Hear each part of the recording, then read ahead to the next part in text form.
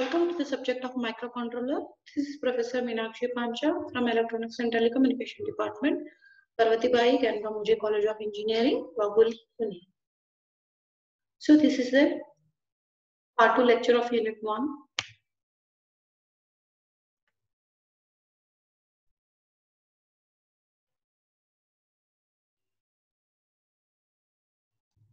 In previous lecture, we have seen the introduction, history, advantages and disadvantages, application and criteria for selection of 8051 microcontroller. In this part 2 lecture, we will see the general architecture of microcontroller and microprocessor and the performance of the microcontroller we will see in this lecture. As I have explained in the previous lecture about the microprocessor, in this lecture we will see the details of microprocessor with the general architecture. So here in this slide, the block diagram shows the 8-bit general architecture of the microprocessor. Here, the microprocessor I have explained in the previous lecture, that is, the microprocessor is the general processing unit of the general purpose digital computer. They can address megabyte of the memory and operator. The operator is maybe a 8-bit, 16-bit or 32-bit. It can consist of ALU, accumulator, working register, program counter, stack counter, and clock and interrupt circuit here as shown in figure. ALU,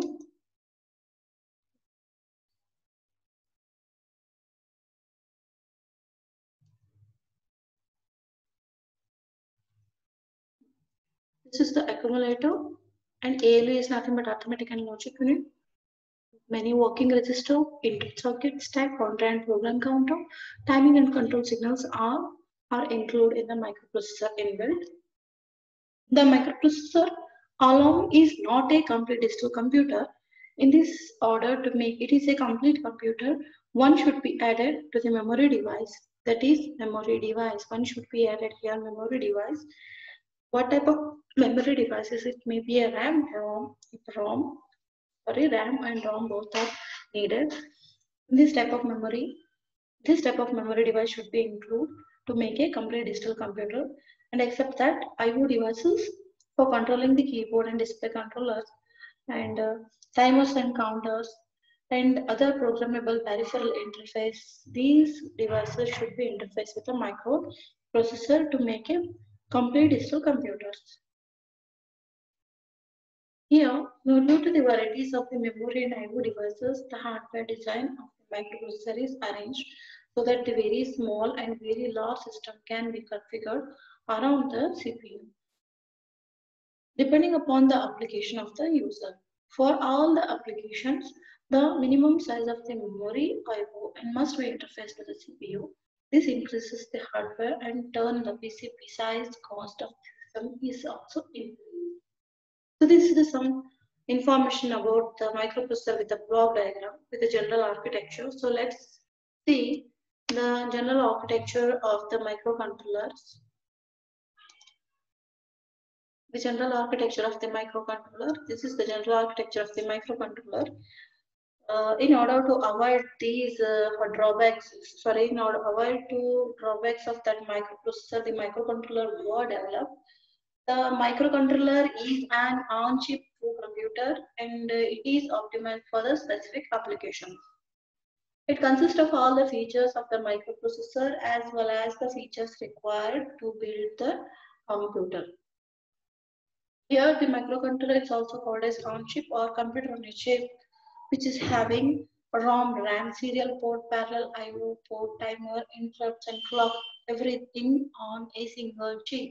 Hence, the microcontrollers are called computer on a chip or on-chip computer, and which makes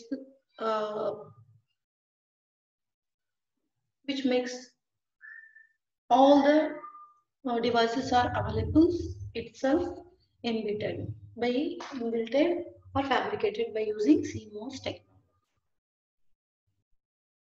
This is some introduction about the microcontroller with the general architecture. picture. Here as shown in figure, the accumulator, ALU and register, these are and timing and clock circuit, these are all inbuilt. These devices are also available in microprocessor, except these devices, memory, serial IO ports, interrupt circuit and timers, these are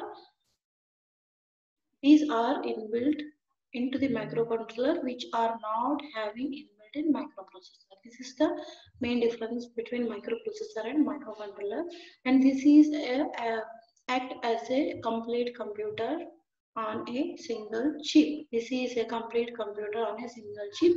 Each and everything is inbuilt in a small area by using CMOS technology. All the things, all the devices are fabricated on a single chip.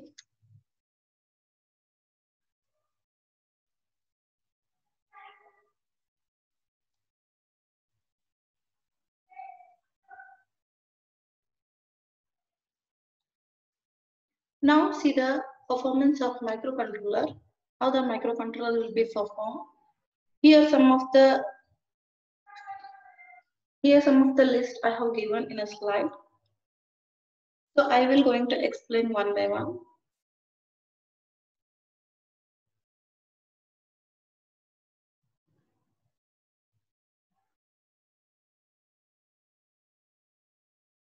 The different parameters that are used for the evaluating the performance of any microcontroller are of processing capability, clock speed, port length, address bus width, parallel and serial port and power consumptions. These are the main parameters.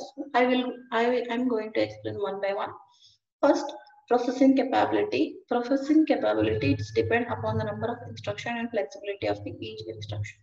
So, what are the capability? How the instruction will be going to execute, and what are the flexibility of each instruction set. So these are depend upon the processing capability. And clock speed is nothing but the processing speed of microcontroller depend upon the clock frequency of the microcontroller. The operation should be complete in a time of space. This is the clock speed parameter. Here each instructions in a microcontroller should be executed and complete the task by using proper time signal or clock cycles.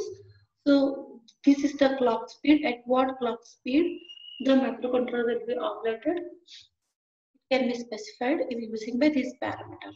Then word length is nothing but the microcontroller depend upon the width of internal data bus. So here the register ALU depending upon the processing power, the microcontroller may be 8-bit, 16-bit, 32-bit.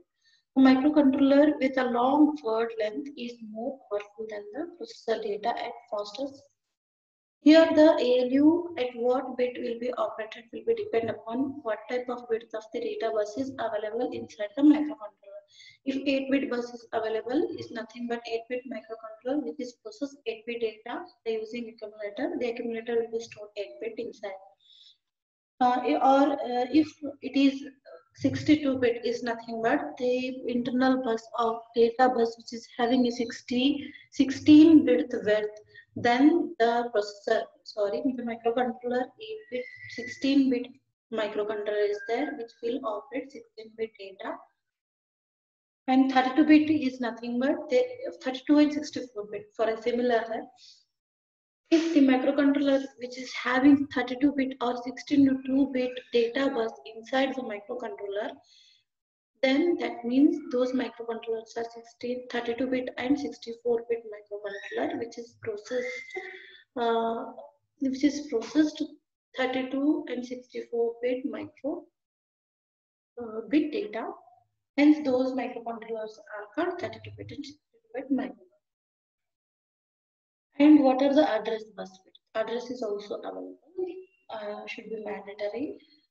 The address bus width of microcontroller decides the memory addressing capability, and the maximum size of memory unit is decided by the parameter. What are the address? What type of bit address should be there? What type of addressing capability for the memory? It will depend upon by using address bus width. parallel and serial IO port depending upon need of the application and device interface with the control. Here, what type of application is there and what type of external devices interfacing should be provided for the specific application, and that is depending upon the application, the microcontroller should be used.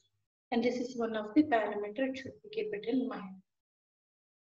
Each upgraded to higher performance version of the microcontroller or compatibility with the lower performance version of the microcontroller. The number of on-chip, timer, and interrupts. Number of how many number of on-chips, timers, and interrupts is available. And the type of the packaging used with the microcontroller. For example, what type of packaging is available? It is a 50-pin DIP. QFP package, and the parameter is important with the regard to assembling the prototyping of the performance of microcontroller also depend upon the what type of packaging also there. In our syllabus, 8051 microcontroller is there, and that is 40-pin IC, DIP IC. And the power consumption of 8051 will be specified the microcontroller power consumption. It is a normal and ideal power down mode. The power consumption of microcontroller should be low, and this allows the microcontroller to implement more functionality. Also use fan and blower for cooling. The cooling can be avoided. So this parameter is a critical for the battery operated. These are some features according to that microcontroller is going to be performed. So in this lecture we have covered the general architecture of microprocessor and microcontroller and some performance parameter of the microcontroller on that the microcontroller will going to perform. So in the next lecture we will see the difference between microcontroller and microprocessors and the classifications of microcontrollers, and few of them will be going to discuss in a brief. So this is enough for the day. We will meet in the next lecture. Till then, goodbye and thank you.